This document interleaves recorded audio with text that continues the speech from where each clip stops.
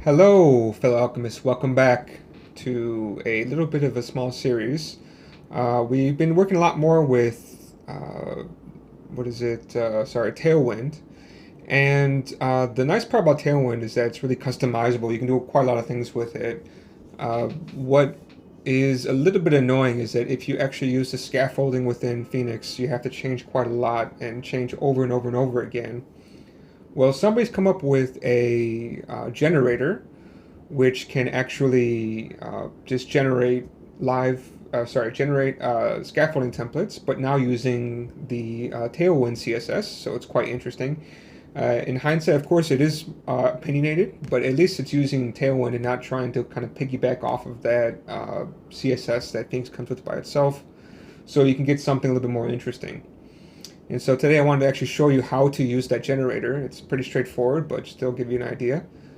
For this app, I actually tried out this thing called, I can't remember what it's called, but it's some kind of generator for Phoenix. I'll have to go into that too later on in another episode probably.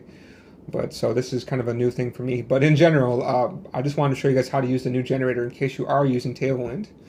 So what you can do is, if you go to your mix template and your dependencies over here, you can add in, PHX, Tailwind, generators, and I'm using version at least 0.1.6.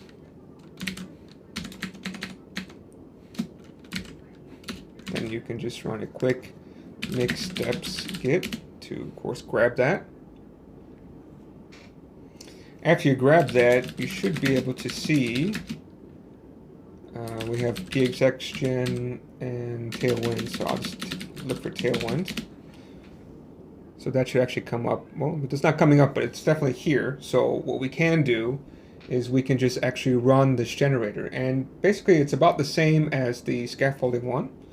So you can do mix PHX gen Tailwind. And the example they give on the page, I'll just run the same one, is you can create a blog context with a post.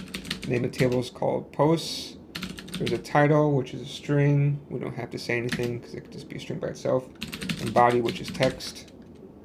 And once you run that, that will actually basically the same output you get for everything else. But you're going to have you're going to have everything with scaffolded with the Tailwind. So what I'm going to do is just copy and paste this over here. So you grab this text, you go to your router, and the same style, right? You just paste that into here. Don't forget you actually have to run your migrations to actually apply that. And then finally, you just run mix Phoenix server. And then once that's running, if I now switch over to my app, so this is the boilerplate generator that I used before. And now if we go to /posts, should be, and you'll see now I have a nicely styled page. And so of course everything should be here. You got your new post, test post, test body, click save. You have this page already styled up, a nice little thing in the background. You can go back.